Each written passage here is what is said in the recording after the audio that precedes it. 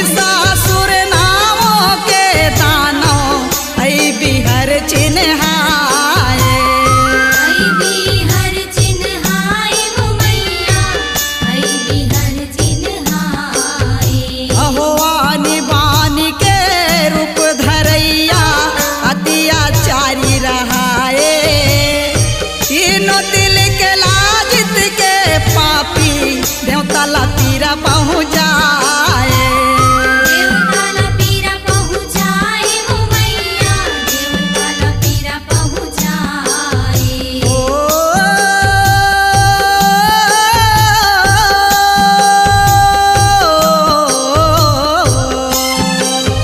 अहो धर्म दुआरी माँ बैठ के दाई। बैठ के दाई, बैठ के दाई। अहो धर्म दुआरी माँ बैठ के दाई। बैठ के दाई, बैठ के दाई। अहो घेरी बेरी सोरियाए वो कोनो पार न पाए।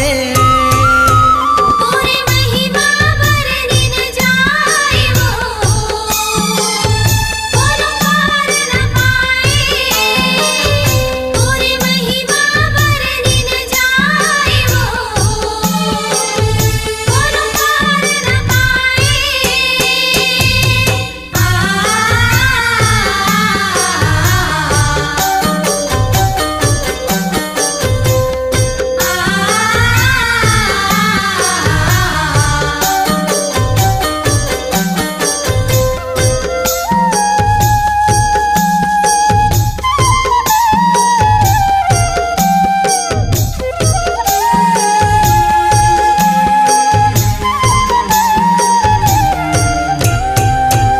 अहो पापी कहे मोरे बन जा तिरिया, पापी के पाप भराए। त्रिशूल मारे छाती माताई, लहू के धार फेंकाए। लहू के धार फेंकाए वो मैया, लहू के धार फेंकाए। अहो महिषासुर महादानव बलि उही तेरे पराने गंवाए। देवता मन सब प्रसन्न होके जय जयकारी बोलाए। जय जयकारी बोलाए वो मैया, जय जयकारी बोलाए। ओ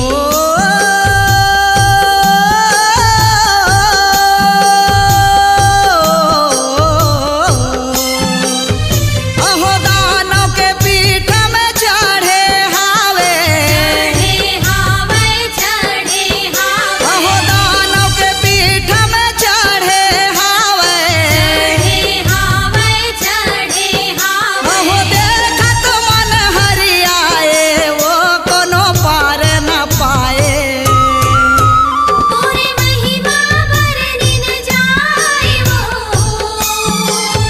कोनो पार न पाए। तोरे महिमा वर्णिन जाए वो, कोनो पार न